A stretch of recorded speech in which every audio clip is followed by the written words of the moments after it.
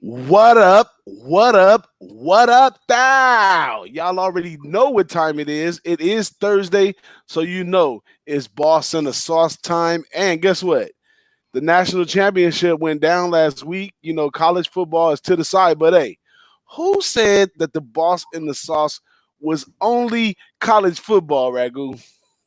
Don't let them fool you, man. We've been here a lot longer before they've been playing the college football playoffs and all that mess.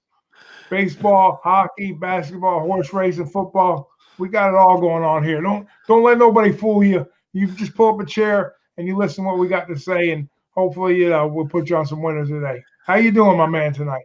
I'm doing good, man. How about yourself? I see you rocking your Florida State representing the day. Got the new coach moving in a new direction. How you feeling about that?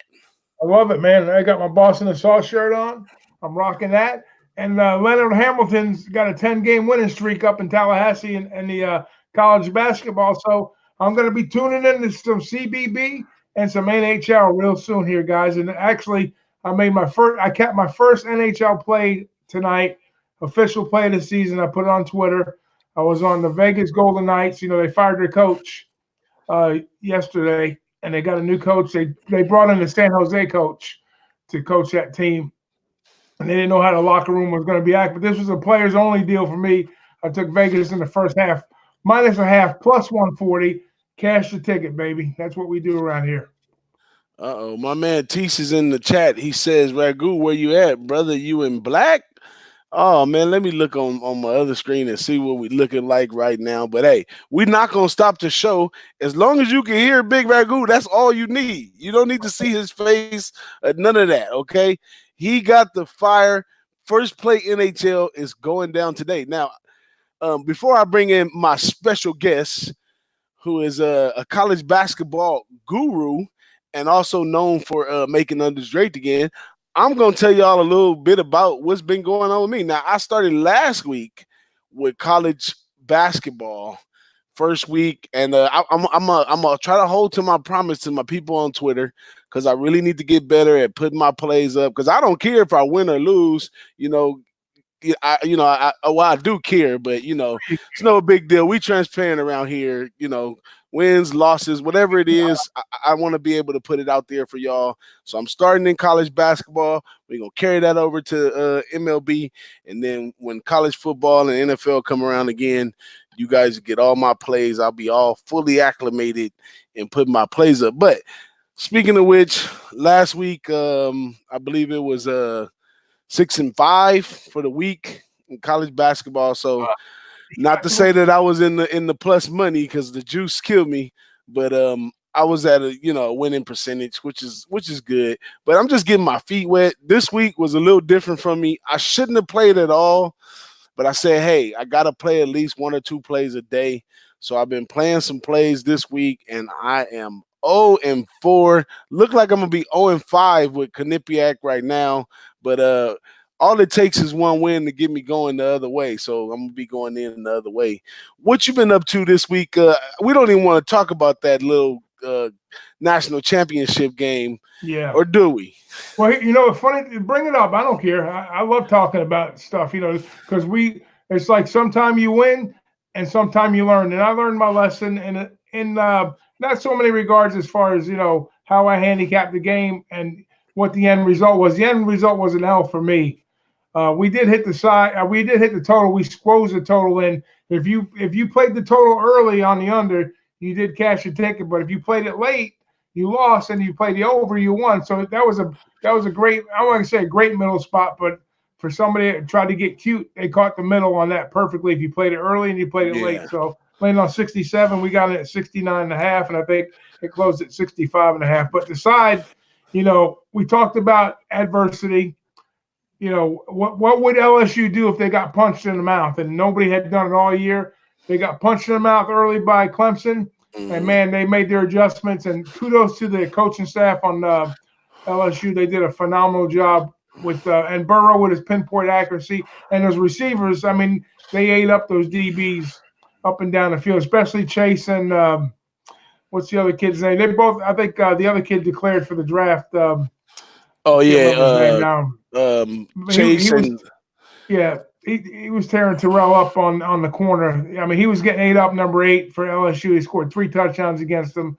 And when they put them one-on-one matchups on their DBs, they didn't have a prayer. So, and I was very surprised with that because Clemson's DBs are very good. The middle linebacking play, which I was talking about, Isaiah Simmons, early in the game, he was a big factor, clogging up that middle, making some plays, putting pressure in the backfield. He was actually getting a Burrow, but their offensive line took over, midway in the second quarter, and the matchups they got downfield. I mean, with Burrow's passing, and the LSU Clemson didn't have an answer for them. They hung tough at spots. There was a spot when they were down by 10. Here's the thing here was a turning point in the game for me. I mean, it was, if I had to put my finger on one drive, was right before the half. LSU had no timeouts, and on a big third down play, we talked about Burrow. He wasn't much of a runner, but he took off and ran with no timeouts and got out of bounds, got the first down. And on the very next play, the guy was wide open in the end zone, and they went up by 17, and that was the end of the game.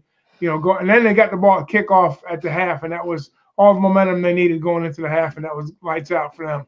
So the game was over at the half, basically. Yeah, the way I see that game, biggest mistake, two big things I learned from that game.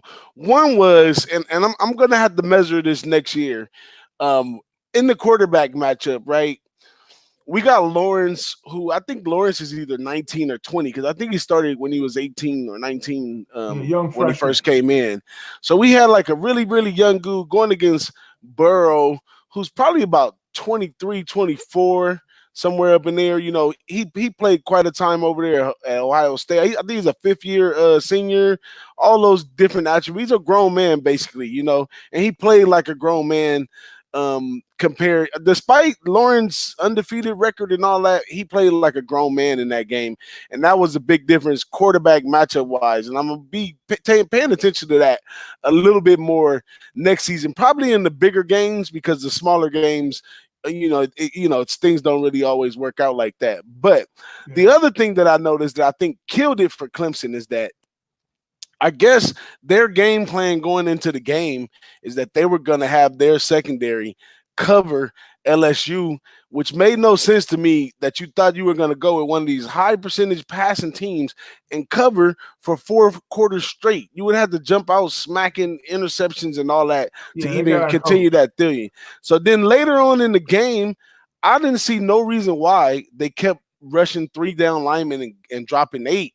Made no sense. You got to get this guy on the ground, and that's the same thing I said when I capped the game. You got to get Burrow on the ground. If you only sending 3, there's no way you're gonna get around. They got a good line. You know where you're gonna get 3 guys in there. Then they late tried to send one here, send one there, and it was just too late. They should have continued the aggression they had in the front early in the game, late in the game as well. But I commend Clemson too. Before Trevor Lawrence fumbled that ball, man, that defense stood tall for a couple series and tried to keep him in the game, and that's what we expected. If Trevor Lawrence doesn't fumble that ball right there, we don't know. Yeah, but he was throwing a lot of passes high. He was missing a lot of spots throughout the game. He had about 11 or 12 passes that they rated high passes. Not to say that you can pinpoint the whole game on that aspect of it, but he just wasn't looking really sharp. And then, like you said, defensively, they came down with the 3 down lineman look, and it kind of confused them early in the game. But then, after about 3 or 4 downs, or 3 or 4 possessions, going into the second quarter, they figured it out, and they didn't make any changes, which I was surprised, but and then they kind of had their way with them. But it is what it is, and better luck next year to them. I would frown to say that that our guy Dabo got out coached. Yeah, definitely. He got.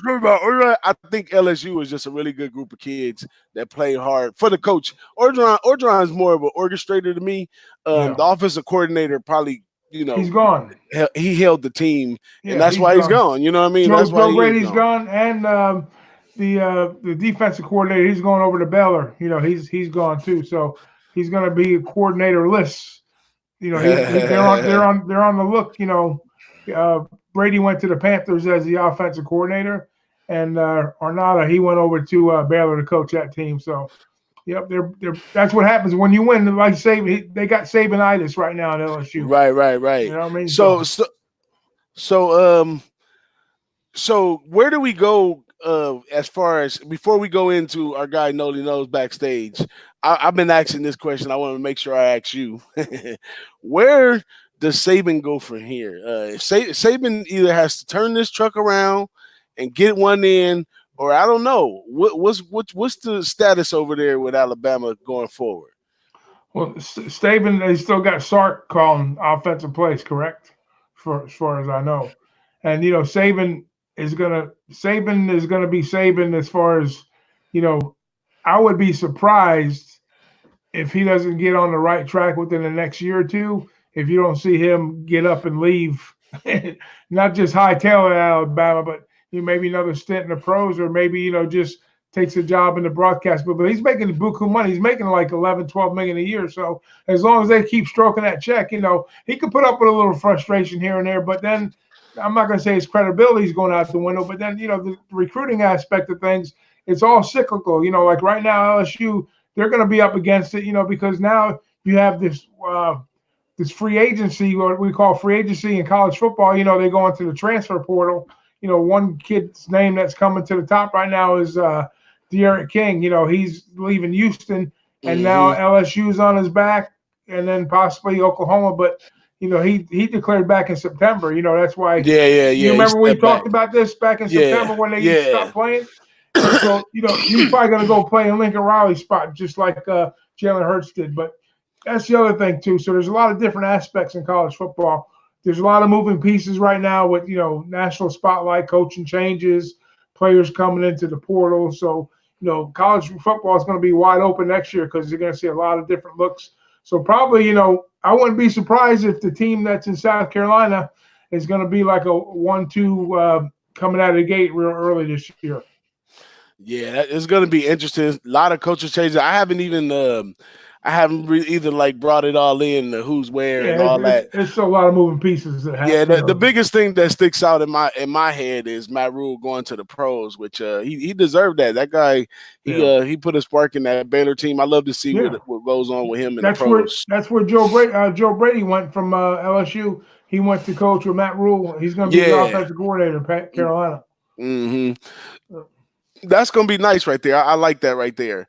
But with no further ado, let's get our guy Noli Knows in here. Now, Bring him on in. I gotta bring him on right now. You can know this guy, he makes unders great again in almost every sport. And in case you guys didn't know, college basketball is one that he holds close to him.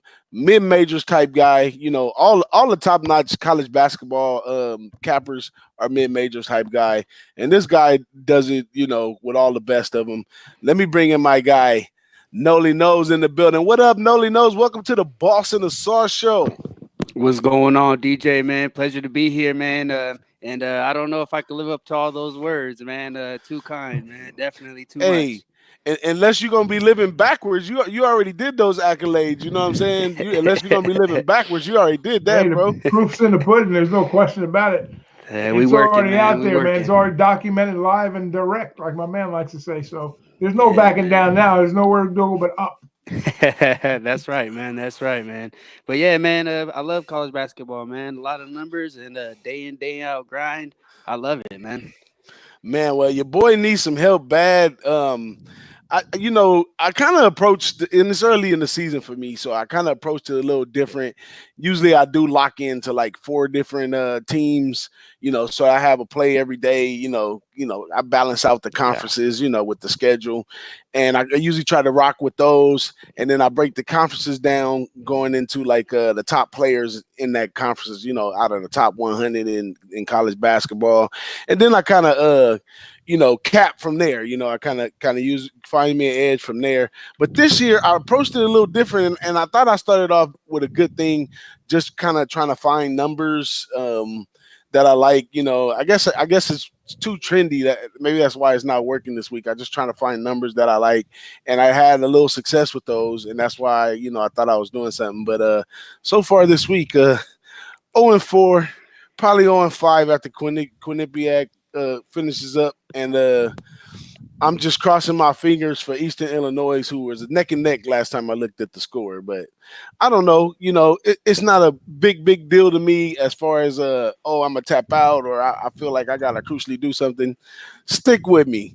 Those of you who know me, stick with me. I'll turn it around. Yeah, definitely. I can understand that though. I think this is it's been a lot of runs for me as well. Line makers have been adjusting big time in the middle of the season. I want to say maybe 2 weeks ago I was having a tough time and I've had to adjust. Some of the teams that I was taking earlier in the season, I had to lay off. Totals that I was seeing in the 130s, you're seeing 109 now, and I just couldn't do it. They got me a couple of times, I have to admit, early when they were first dropping, and they still continue to adjust. And now I bounced around, and I think we're back on the track. But it happens. It's a long season with this, and 0-3 happens, 0-4 happens, but 4-0 can happen just like that as well, man.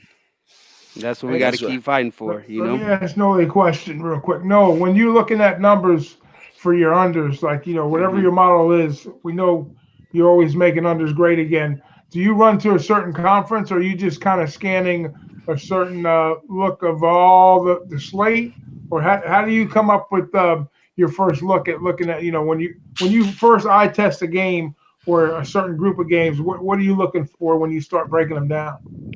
Well, it all depends on what point of the season, I guess. Because right now there's all kinds of stats, so there's easy to gravitate to the under teams right now because there's a lot of numbers that will help you do that. Um, but I don't necessarily stick to any particular conference per se. Certain teams in conferences I stick with. Fairfield is a team that Big Boss heard me say plenty of times from beginning of the season up until last night. Um, and that's a team. When you're talking from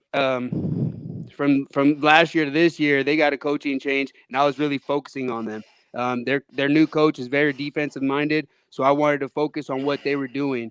But early in my betting career, I did focus just on one conference. That was the WCC, Yeah, with Gonzaga, St. Clara, all those guys over there. St. Mary's. Yeah, And the main reason for that is because I am on the West Coast and I'm able to watch those games. And yeah. that's like the main thing. You got to be able to watch these games, be able to try to come up with the system. And that's how I developed my total system. And that's how I developed certain other little things, Yeah, numbers because you based. got to realize there's over 300 plus teams in college basketball, Division I Yeah. basketball, and it's kind of hard to focus on 300 teams. But that's what I say. Everybody's models are a little different, and like you say, for me, a big thing for me is like an eye test.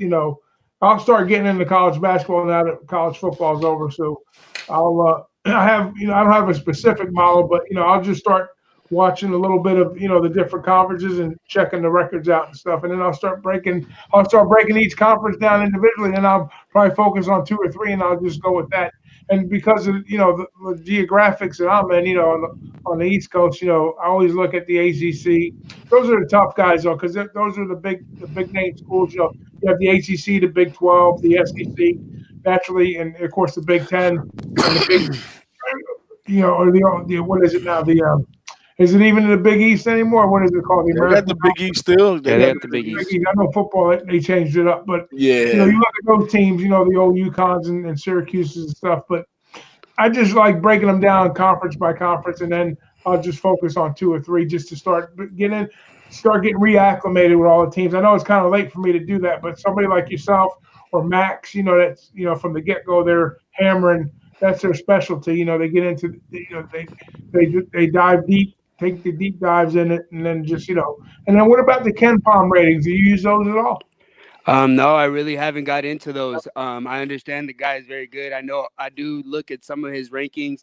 There's some stats that I have seen, but I really haven't really incorporated that into my capping. There's certain numbers that I've been using for years. I've just been sticking to those. Yeah, Um, I just try to tweak them, make them a little better, maybe emphasize more on certain stats than others sometimes. Because at the end of the day, we all can look at the same numbers, just trying to interpret what we're seeing on paper and right. how they battle up against each other. That's the main thing.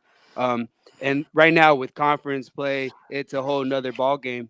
Everything just changed, and that's what I love about it. But I mean, it can get overwhelming, like you're saying. But at this point in the game where we're at, like I said, there's been so many games. I have an idea who's doing what.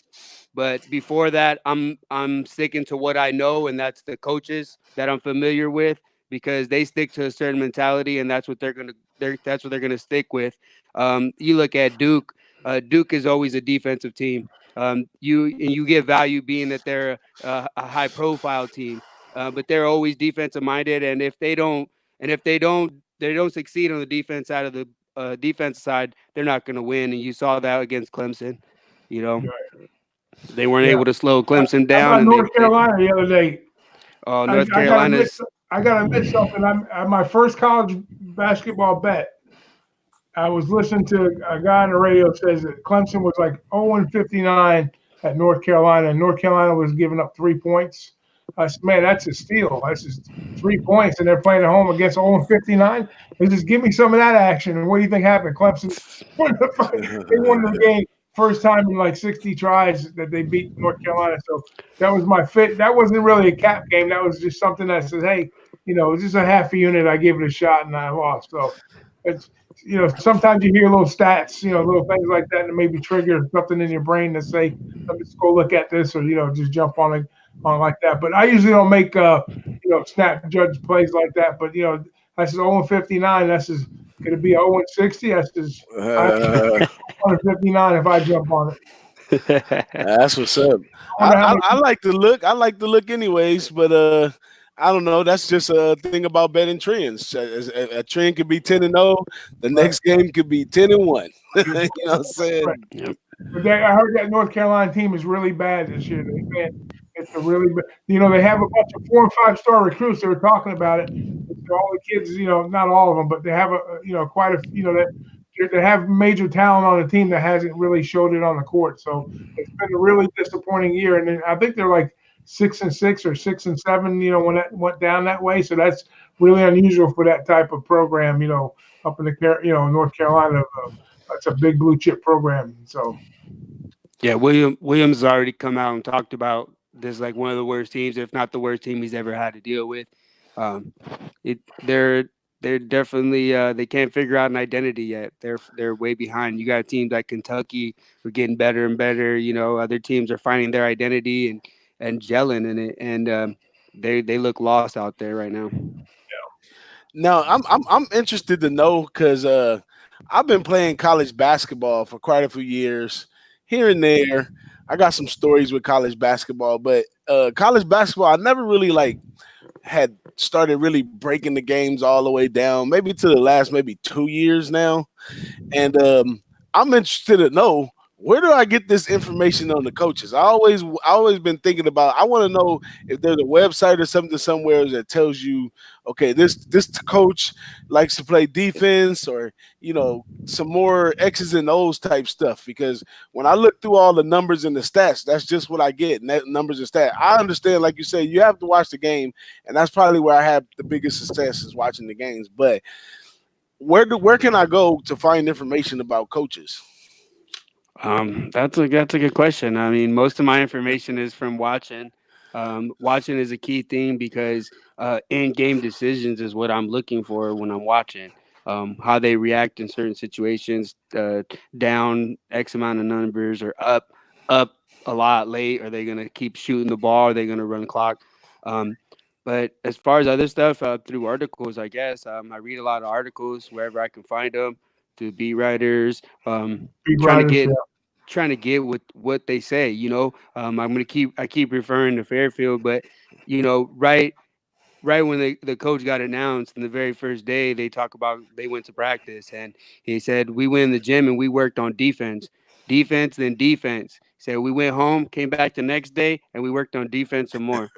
So to me, that right there was a big indicator he likes defense, and to me, those are little things that I try to look for. But as far as where to find that info, I'm not sure. That's a good question. That's something that I need to evolve and get better into my Yeah, repertoire, I I guess. You know. know. Last year, I was able to find a website that kind of gave you a coach's ranking, like the ranking in order of all the coaches of who rank where. I can't even remember what it was. It was a small website. You know, when it comes to sports cabin, they still got websites that was up in like 2004, and they still have stats, but nobody really comes to update the website. So when you go to it, it looks like a 1980s video game, but it has some real good information on it. And I don't know.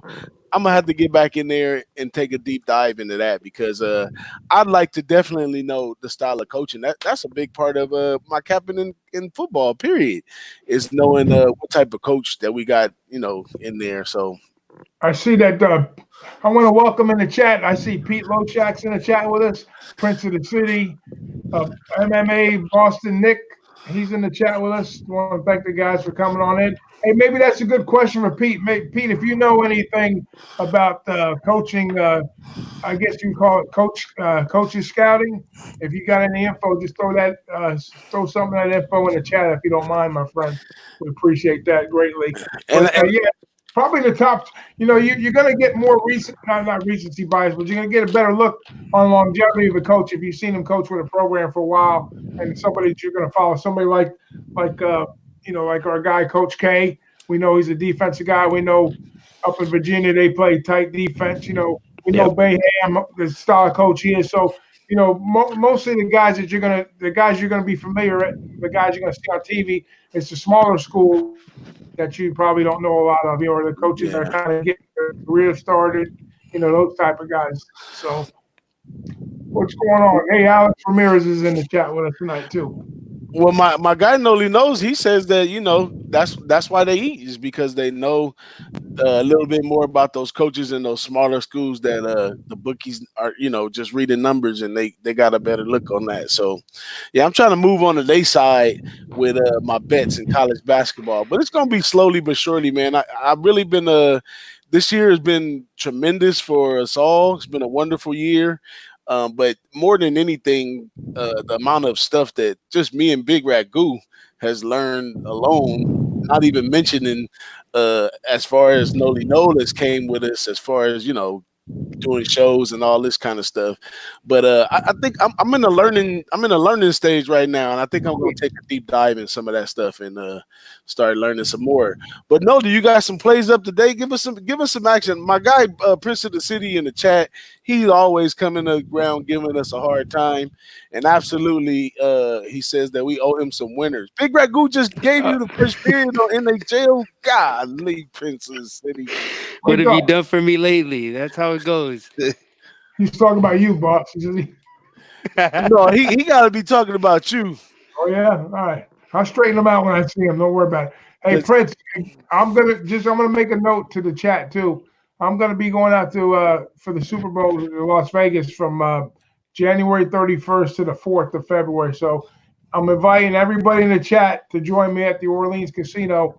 That's where I'm gonna be watching the game, the big game on Sunday, February 2nd. Right? Is that the day? The 2nd. So, anyways, whoever wants to come on out. Not on my dime. Come out on your dime. We'll have a couple of drinks together. Hey, I'll tell you this from experience, though. If you make it out there with Big Ragu, you had the time of your life. Everything's already set up. You don't even know everything's set up, but everything Right. is set up. You'll be comfortable. You have the time of your life. You'll meet some awesome piece of people, and you'll make some money for sure. I was there for the horse racing bet. I ain't gonna even put no dollar signs out there, but I was there for that. I was there for a lot of those good ones, hanging out with the guys in Vegas. So just so happened I would be there because any excuse to go to Vegas for me. But this year I'm gonna be in Mississippi. So if y'all anywhere in this Biloxi, Mississippi, I'm gonna be at the Hard Rock Casino out there for the Super Nice. Bowl, and hopefully I got the buy now click button waiting to see if I'm gonna buy me this 49er jersey for when I go out there for the Super Bowl. Okay. That sounds like a segue to talk about the games coming up this weekend. Exactly. What we got? Wait. Let me let Noli knows get a couple plays off here because I know many people are listening and watching, and they always listening and watching to pressure my guy Noli knows into giving out some picks. Yeah. But lucky you can't do that Pressure, because he pressure. already has his picks ready at like 6, 7 in the morning. I live near him. I already know this kind of stuff. So shoot him a couple. You got a couple games coming on at 7. You want to shoot him? I'm liking, and I'm nobody because I'm not doing well this week. But I'm liking UC Davis against Long Beach State. But Max told me it wasn't a good move, so I really didn't make a move on it yet. Yeah, I'm not messing with that one. Two bad teams that I really don't even want to watch. That's for sure. Uh, one game I already gave out. I tweeted out was Santa Clara Gonzaga under 154. The total did open up a little bit higher. I did catch the ass end of it, but I still see value on that. And even looking a little bit closer, I see value on the team total under for Santa Clara. Yeah. They average 65 points on the road, and they're facing their toughest opponents with Gonzaga. They've failed to reach over 50 the last two times out, and that this is something I feel decent, about I like a know it. Was it mid-range you play. last year that told me to bet against Sarah Clara every game? Or was that our buddy Mr. Ruiz that was telling me that? Was it you? No, I don't really. That wasn't me. Yeah, I don't really. I think it was Ruiz. He told me that Sarah Clara was really bad last year to bet against them, and I think it was one of the bigger teams in that conference that they went up against, and they got me like 2 games in a row, so I kind of backed down from it. I No, says, but man, Santa Clara's actually they're 15-3.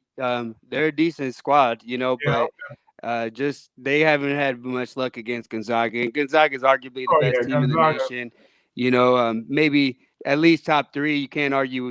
I don't think you can argue that. no, I think maybe one, maybe two behind Baylor. That's my one argument. But I feel decently strong about this, about a mid-range play. And the other one I was looking at is Oregon State at Washington. And Washington has been a bit of a disappointment this year. Everybody was high on them coming into the season, maybe make a run at the Pac-12, and they haven't looked that great against the Pac-12. But they've hit about 4 straight unders. The total, my numbers indicate I've got about 10 points of value here with this one. I really like this play here. Oregon State, Washington, under 136. Just being at home, I feel Washington will control the pace. Oregon tends to go a little bit stronger, but they can't really hit many threes. And mm, then the other one I wasn't sure about. I couldn't decide if I was gonna pull a trigger on it. That's California at USC, and USC has been very profitable to the under. I believe they're hitting 75% to the under. Yeah, 4-12. Um, this number is a little bit lower though to what their numbers are, but right in line with Cal. But I just don't have as much value as I do with the other games, so I think I'm gonna lay off that one. So yeah, just those Uh, other two then. well, we got one of his modest days, man. You got to catch this guy when he's on fire sometimes.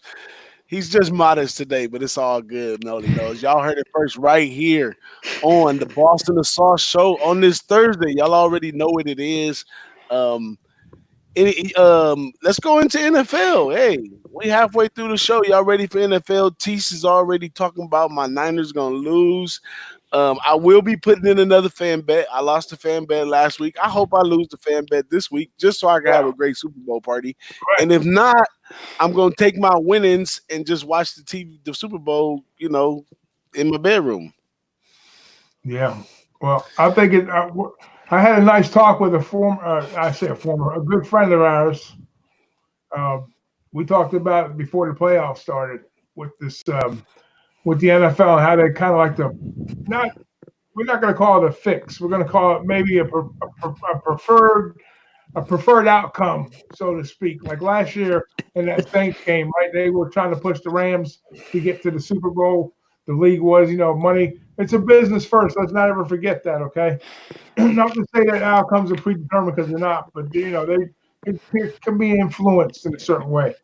So I think this is one of those situations again this year. And I made a bet before the playoffs started. I took Kansas City, I took Green Bay in the Super Bowl because it's a 100-year anniversary for the league.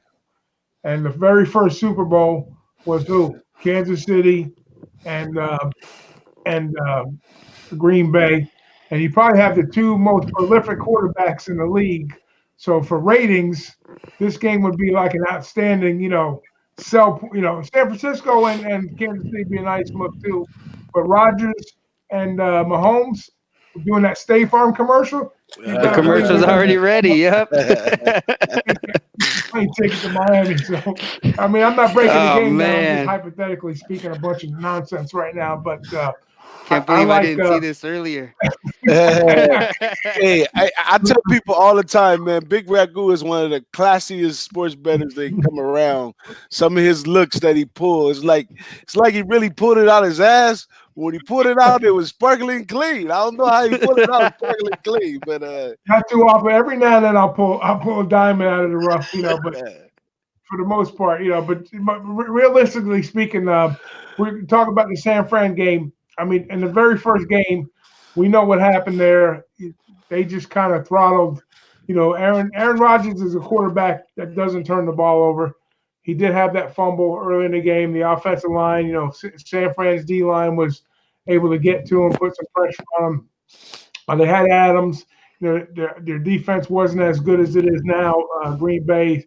I mean, San Francisco is a team that nobody really wanted to play. Kind of like Tennessee is right now. Tennessee is like a very scary team right now. But San Francisco's been that team all season. So defensively, well balanced. They do it all. The only thing that concerns me about San Francisco, and you guys could elaborate on this a little bit, is when Garoppolo is throwing his passes. Aaron Rodgers is not going to make mistakes and throw the picks and make the plays. He's not going to give the ball away. I think Garoppolo, if he doesn't play within the hash marks, he throws a very straight, nice ball. But I think if he's got to throw across fields, and I don't think he can make the throws that Rodgers can make. So I think the onus is on Garoppolo here to not fold under the pressure, and not to say we're going to give Aaron Rodgers a pass, but I think Aaron Rodgers is. I can't just say been there, done that, but just he's the better quarterback in the situation. So Garoppolo's a nice look, though. I mean, the way the team has played all season long. I mean, I think Aaron Rodgers is like 0-7 or 0.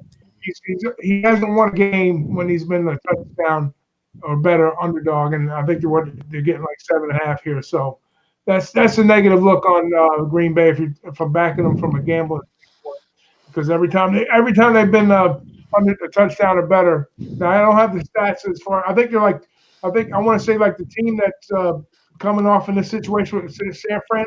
I think they're like two. They're the underdogs like 2-14, whatever that look is coming back from the team that they don't score 20 points on the road. They're like 2-14. So the key number here is 20. Both teams, the road teams to cover. That's the research I've done on the games. So if you think Green Bay or Tennessee is going to score more than 20 points in these games, take the underdog. That's what I got to tell you. yeah. I now time for our defense of the 49ers. Nobody knows. Um, I don't know, and it ain't so much as the defense of 49ers as I would say it is as a fade of Green Bay. Green Bay kind of made it there. I wouldn't say it was the prettiest picture getting there. I don't see no other than Aaron Rodgers. I don't see no real strong suit. I've seen the defense play bad. I've seen their running game go flat. I've seen their passing game play. I didn't see every phantom of Green Bay throughout this season. Now this Niner team has continued since week 3 or 4 to surprise people. I mean, we went all the way from -3s. Remember, Noli knows I was like, oh, I can't bet on the Niners. I'm just gonna take the totals, and we all the way up to 7.5 in the playoff game right here. And I like that 7. I hate the hooks. I hate 7.5. It's not one of my favorites at all. But 7.5 in this game, yeah, I'm gonna take Green Bay and take the points from a fan point of view.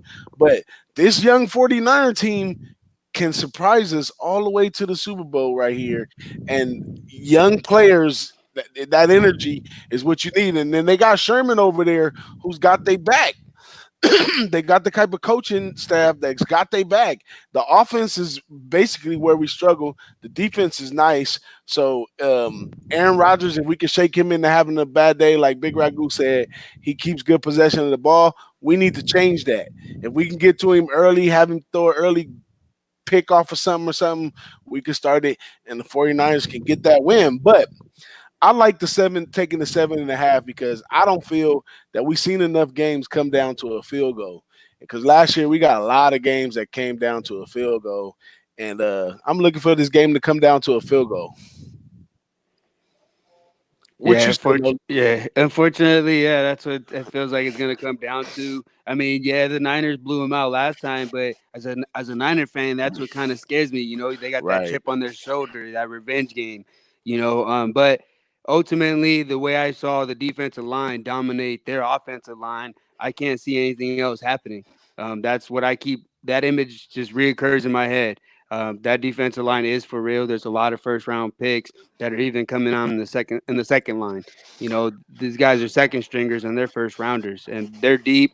They're very deep. Their linebackers are very fast, and really they got one weapon, and that's Devontae Adams.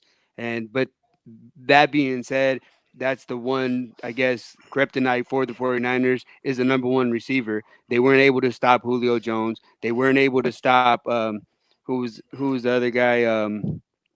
They weren't able to stop Um, nobody on the Ravens. really the number one receiver is who they have trouble with. Michael Thomas from the Saints. That's who they couldn't Saints. stop. Yep. I mean, they went on the Saints go on a 9 play drive, 9 straight passes to Michael Thomas. You know what I mean? And it's just that dominant. That's my one concern because if I recall, I don't know if Devontae Adams either hurt in that game or did he not play the last game against them, against the Niners? I don't remember No, that. Adams played. He did The play. receiver, I think the running back was out. Aaron, Yeah, I can't remember now. what's his But name?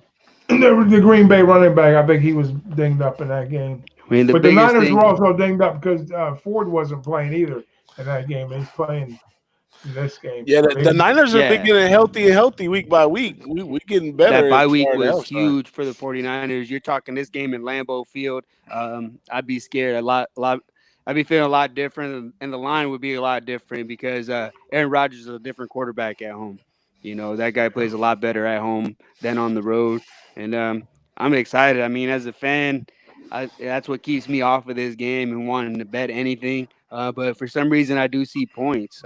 yeah, I bet the team total of Even Green Bay over 17.5. I mean, if they can score 20 points, they have a shot to win this game. I think the total. Are you leaning any way on the total, Noli or DJ? I I I haven't looked into it like that. Yeah. yeah, I'm I, mixed, man. All At I can first, tell I you, see. Go all I ahead. can tell you is that when the 49ers, it's a younger team. When they play higher caliber teams, they usually try to slow the game down. When they play like teams like Saints and Ravens that they know are going to be throwing the ball a lot and stuff like that, then they come prepared to go over. So this game right here Well, is kind of either or. I think what I see with the 49ers, even like what you see last game, they saw that they found that they were dominating running the ball against Minnesota, and they just kept running the ball. Early in the third quarter, you seen they were just leaning on them, and Yeah. they couldn't stop it. They ran the ball nearly 20 straight times. But we They already know what that is though, because in the playoffs, if you're already up, you're not gonna give up none of your more of your playbook if you got more games to play. So they got to keep going with the run if the run is working. And you got, like you say, same situation right here though. But go ahead. no, no, that's all I was saying. But what Um, about the family feud we got? You got Mike LaFleur and the head coach of the 40 the offensive coordinator, right? Isn't he the yeah. LaFleur? That's the brother, the head coach's brother of Green Bay. You think they know each other's playbooks a little bit? I don't know, but I don't like it because when we got into that brother thing, we lost against the We Ravens. lost last time, huh? So Not I don't. me. I don't even want to go into Who's the that. older brother? Yeah, do we got the older brother this time? Yeah. We want the older I brother. don't know. They were talking to the parents. They says we're going to be bitter. It's going to be bittersweet one way or the other, but we're definitely going to Miami to watch the game for one of our sons. So Oh, it's they didn't exciting. say who they were choosing sides for, but they were just kind of saying it was kind of neat. This is the kind of fun stuff that comes out this time of the year. With all the relationships that are made in the league, and then ex-coaches coaching against each other, or somebody's was a former assistant or head coach, going to the other side. So knowing each other's tendencies and plays, not to say that that's going to mean a whole lot at this point in the game, but I see the only success I see Green Bay can have against San Francisco's defense is, like Noli says, that I've seen it in the past, and I've seen Chris Sims did an excellent breakdown on this game, talking about the different looks that Green Bay has to give San Fran on the defense with the pass, with a lot of bubble screens and a lot of go routes and stuff like that to kind of hook the safeties in the middle part of the field, instead of having any broke down how Garoppolo hasn't thrown a lot of passes outside the hash mark. Real interesting stuff. So I studied that a lot and looked at a lot of the tendencies, but you know what I mean? This is playoff football. It's a different animal. It's not like regular season football. So things kind of get a little tighter in a lot of regards. But speaking of getting tight, I mean, you think Kansas City's assholes were tight last week when they were down 24-0 early in the game? Nah, man. They as fast as they came back, they couldn't. They didn't even clinch them. They just they didn't even clinch them. They just went ahead, and let it out, and kept going. That was unbelievable. crazy. That was exactly like you said, unbelievable. And it's crazy. I saw it and I was like, imagine being a Kansas City fan sitting through this crap right now. Would you leave? We're debating that. We're talking about that. And sure enough, they come right 41 back. unanswered That's crazy. 41 unanswered. It was crazy. Like the way they were going at him, I was like, oh man, this is terrible. I said Andy Reid in January. I said, here we go again, Andy Reid in January. And right? It was like flip the switch. And I've seen teams like this in the past. Like when you think these teams are down and out, and they, when they make that certain magic happen, it's like, man, this team ain't losing. It's like a team of destiny. That's the feeling I get with Kansas City, as far as them on a mission. Not getting that opportunity late against New England last year. Not missing the field goal and everything. Now they can kind of, obviously, use that for motivation. But and that's a team that right now is getting right on defense and offensively speaking. I don't know if Tennessee is going to be able to match what they could put on the field. Even though Henry, he's like 800 yards, some ridiculous number, like 3 quarters every third for the past 3 games in the third quarter, or for 4 games he's racked up like 800 yards of rushing in the last 4 games. That's freaking nuts. What do you think about that game? I know. I don't know. Did Kansas City shoot their load coming back, having to do all that last week? What did that take out of them? Did that bring them together, or is that going to drain them apart? We still worried about Andy Reid getting over the hump. Is this the year that Andy Reid gets over the hump? It's been a long time coming, and like I said on the last show, we've seen this happen before. We've seen Elway take a while to get over the hump. We've seen the Bills, they never got the championship, but we seen who was that at the Bills back then? Jim Kelly. We had Jim Kelly back then, So this could be the time that Andy Reid gets over the hump. I mean, I always respected the guy because of his playbook. I like the way he attacks the game, but a lot of people are talking big time about this Tennessee team, and somebody we all know that's pretty involved said that this before last week's game, that this Tennessee team is a really good team, and I think if you go dig a little deeper on the Tennessee team, you'll see some surprising stats on how efficient they are, offense and defense. So I don't think it's going to be easy. Another situation right here. I think you got to take the points in this one, and I don't know. On the other side here, because here's the thing about Tennessee. They're having that magical run right now, without a doubt. They all are at this point in time of the season. Like things around. Certain teams have been doing things right all season, like the 49ers. Green Bay's kind of been doing under the radar, so to speak. 13. They say, are they an overrated 13-3 team? All these teams are here for a reason. But here's the thing with Tennessee. This is their fourth game on the road, that they're having to come back to back to back. And, they took down the two giants of the league. They took down New England. They took down the number one rated team. Now they got to go to Arrowhead, which is a tough place to play. And, I mean, if they could win, I tell you what, I'm right now, I'm going to go on record right now. If Kansas City if Tennessee beats Kansas City, I'm betting Tennessee in the Super Bowl because that's a team of destiny. I don't care how good San Francisco's playing right now. When you get a team like that, like Magic, that's on that magical run, like Baltimore did a few years back, the Giants did it. Those wild card teams, those 5 and 6 hole teams, they start winning all those road games. But I don't think so. That's just my look. I'm not afraid to lay the 7 points here. I know that Tennessee's taking some money right here because recency bias. They are playing great football, but I don't think they can keep pace with Mahomes and what Andy Reid's going to put on the field. Vrabel's done an excellent job. Tannehill stepped in that role very nice, and he's having that magical year. But Henry, what can you say about him? And then here's the thing about Tennessee. You know what you're going to get with Tennessee when they come on the field. They're going to line up their guys, and they're going to give the ball to Henry. They're going to run play action, and they're going to run 2 tight end sets and a lot of that stuff. But, they haven't been able to stop them. So we'll see. I mean, like I say, if Tennessee does it again here, I'm on board with Tennessee all the way. Hey, well, y'all heard it first right here on the Boss and the Sauce. History will be made from this show today, some way, somehow. So we don't know how it's going to get there. 500 on Kansas City. That's on record, too. So I did make a couple unit play on Kansas City. Well, actually, more than a couple units, probably like 10 unit play on Kansas City in the Super Bowl plus 500. So I'm saying go Chiefs. Hey, I like it, man. I like it. I just don't know about that Titan team. I'll probably just play off of that game. Maybe take the under because Henry's going to come in there and try to run the ball, slow it down a little bit. So we're not going to get the same thing we got last week going down 24-zip. They know they don't want that to happen. So I don't know. Guess I kind of lean under in that one. But any more else words to say, man? I got to get out of here. Where you going? Oh man, I just got home. I got to at least go take off my work clothes. I still got on my work clothes. That's all good. That's all good. I mean, I think what's interesting, see what happens if Titans go down. You know what I mean? If they're ahead with the lead, yeah, they could keep running the ball. But when they're down, they're going to have to throw it and put it in Tannehill's hands eventually.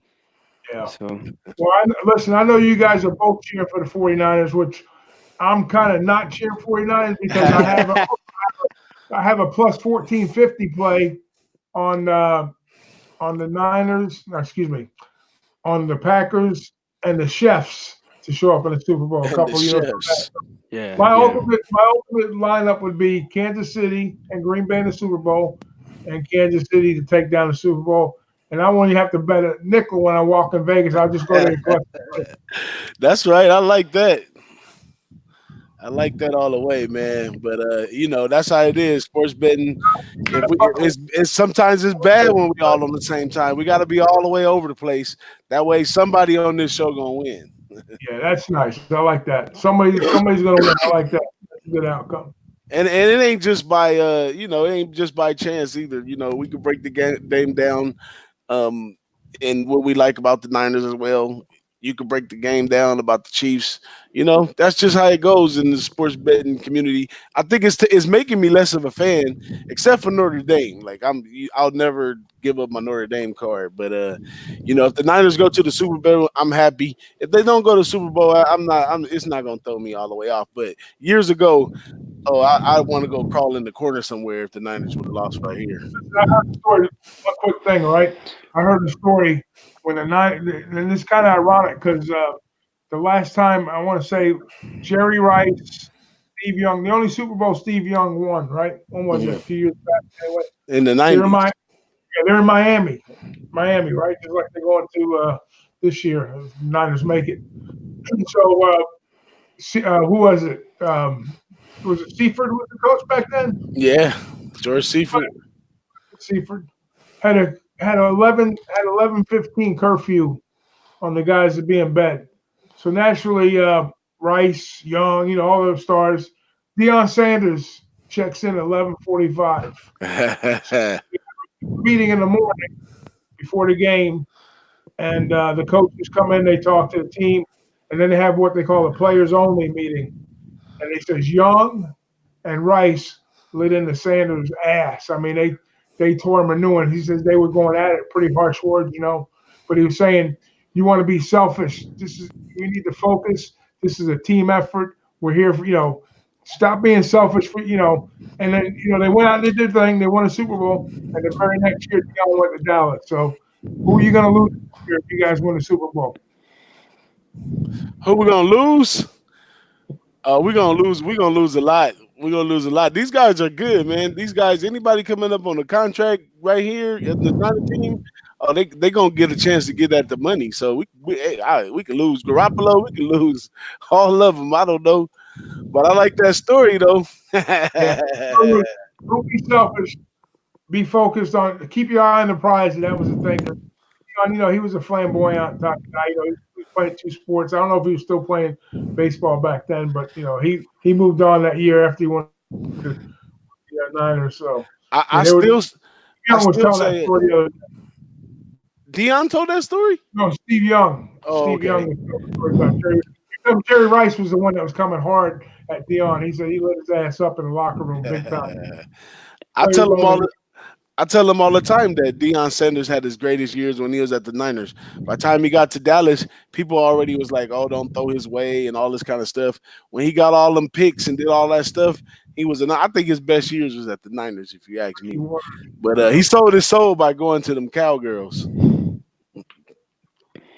He went after that money, just like they all do nowadays. But what else we got, guys? Anything else?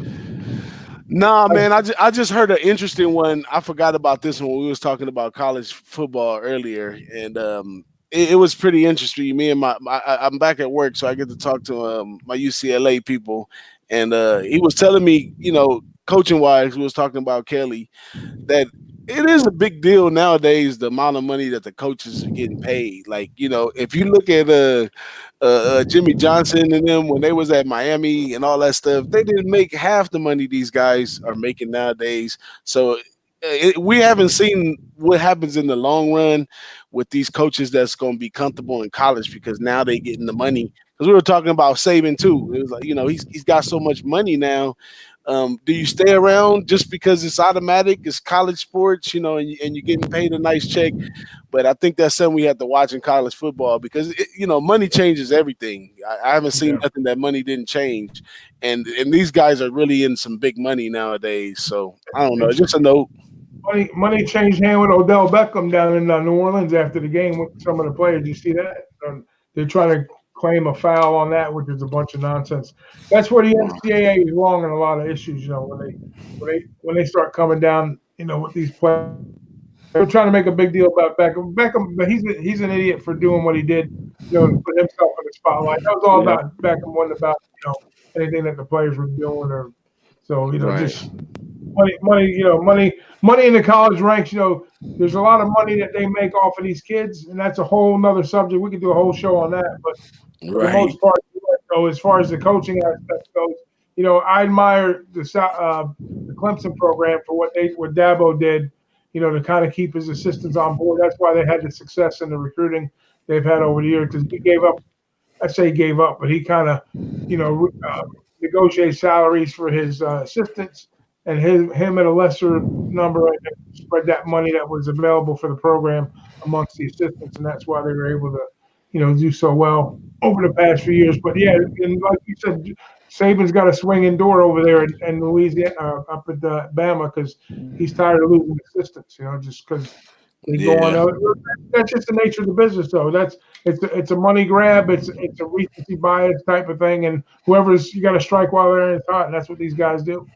I mean, look at Matt Rule, look at Brady, look at what's going on now with those guys. So it's not going to change. It's just the business. It's all it is. Yeah, just a little note I wanted to add, but it's 6:59, man, and I got to get out of work mode and finally come down just a little bit. But I enjoyed having you on here with us, Noli. Big Ragu, you always know it's a pleasure. So 1, 2, 3 with us at this point. I think we didn't did enough shows together. It's automatic. But we appreciate Noli Knows hanging out with us. And y'all stay tuned because we will be having more guests on the Boss and the Sauce show as we go on off into the year this year. One quick thing, I see Matt came in from Capital's Investments, Twadi Lottie. Twade. He says, Noli, what the fuck is going on in MLB with all this nipples out?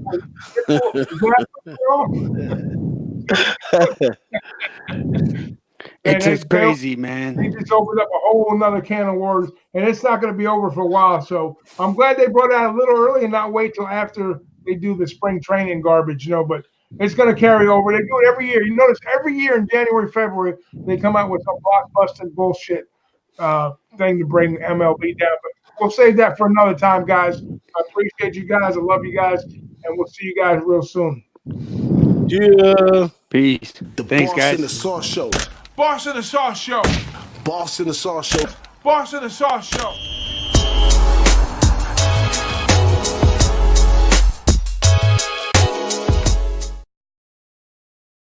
Hey, it's Don Ricci here. And for someone who's been in the moving business for over 35 years, I know how stressful it can be.